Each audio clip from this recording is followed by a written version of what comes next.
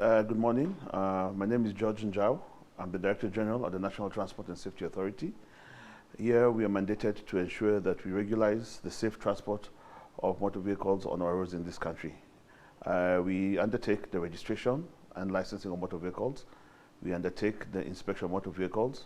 We also undertake the training of drivers, testing and licensing of drivers. We also provide guidance and formulate policies for national government to be able to spearhead the growth of roads and safety in this country, including transport.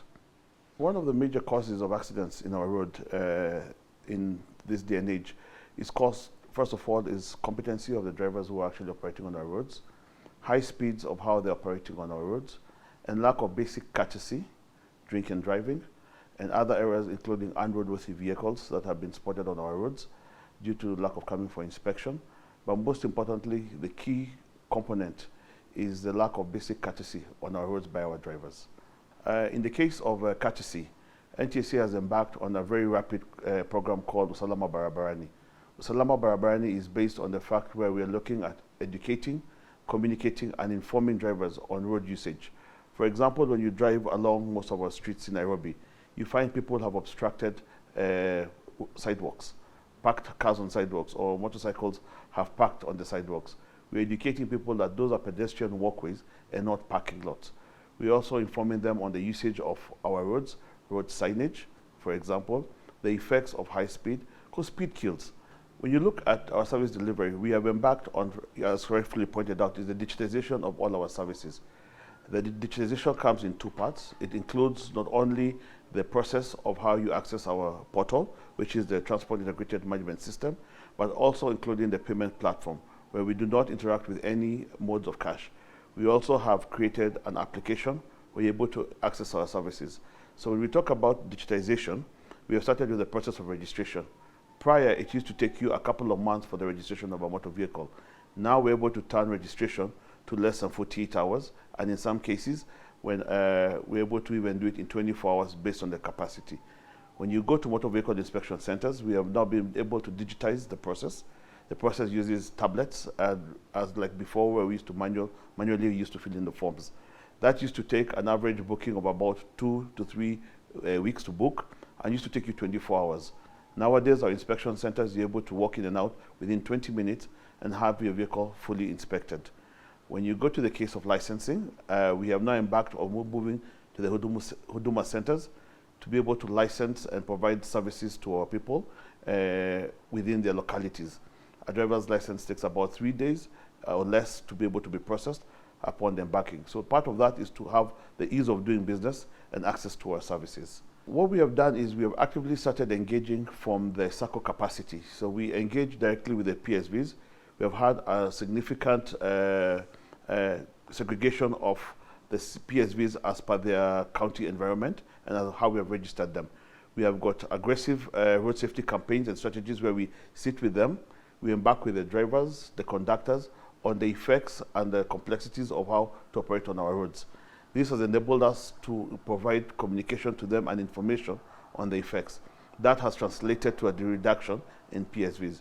We have also embarked meeting with them in their localities, so at the bus stop, as like before we would meet them in other localities, or even on the roadside where we'd have roadside clinics to be able to engage with them on the effects of operations on our roads in Kenya.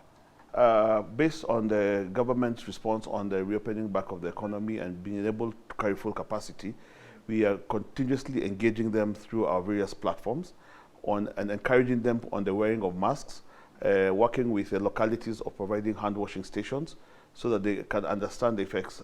Also, if you have noted that we use our SMS platform to continuously pass on educational messages on the effects of COVID. We have also partnered with MasterCard Foundation, where we're able to now provide basic information. As well, we partnered with Deltol at the beginning of the campaign, and we're able to go to the localities. We did a campaign in Murang'a, at the bus station here in Nairobi.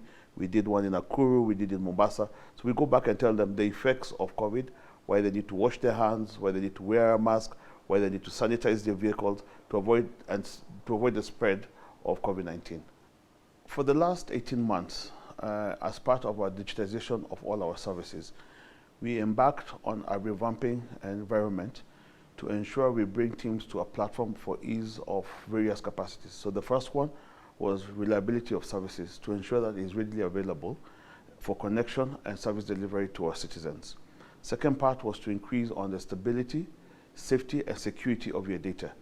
The security of your data is to ensure that you're able to access and cannot be infiltrated by any other party. Thirdly, we were able to increase the storage capacity. For what we're trying to achieve is to ensure that we provide a digital environment for the enforcement by the National Police Service. This will enable us to roll out the instant fines platform together with the demerit point. All this technology that we're trying to do is to employ the ease of doing business, but more importantly is accessibility to your data. This has come with some certain challenges as we're trying to do this, because this is the first time in the history of Kenya we have been able to clean all our data sets and migrate the data to a better, more stable, and more reliable platform. That is what we've been undertaking to ensure that every component of your data set is secure and easily available to you as a citizen in this country. We have a joint collaboration that we work with the National Police. The National Police are the enforcement entity of the Traffic Act within the country. We have a joint enforcement that we undertake on especially areas where we have mapped out as black spots. Most of the areas we have mapped out as black spots are where we have noted high carnage that has occurred over the years. So we provide information and we aggressively go in and engage the road users during that period. So the campaign usually starts, as you rightfully pointed out, when we have a peak in traffic, usually around the festive period or when children are returning back to school, when we have high volumes of traffic moving. And we now also use the media to disseminate road safety campaign and messages to road users. In the 17th cycle of the performance contracting, the government has mainstreamed road safety across all ministries, departments, and authorities. This has also allowed us to engage with the private sector to be able to undertake specific targeted campaigns that are related to school children. If you realized in June this year, we were able to start a campaign of slowing down the speed limit around schools. In addition to that, we have also partnered with various other entities, including Vivo.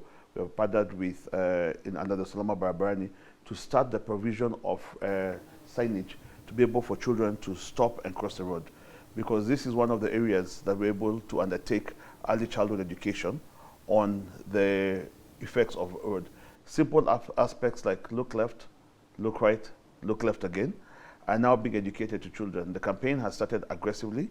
We have started, for example, in areas like in the Mombasa region, where they've actually put signage for the slowdown. We have worked with the Council of Governors, with the road authorities to enable us provide adequate signage around the school environment. We also are undertaking a road safety campaign where we are undertaking childhood education and teaching the children about the effects and the usage of stop sign, of stop and go. Respect all road users.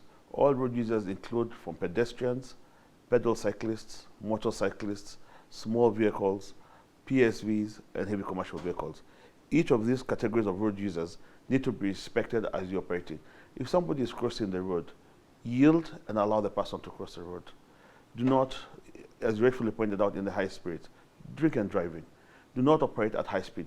Speed is a thrill, but speed also kills. So we have to ensure that people are aware that the dangers of usage of a motor vehicle on our roads, etc.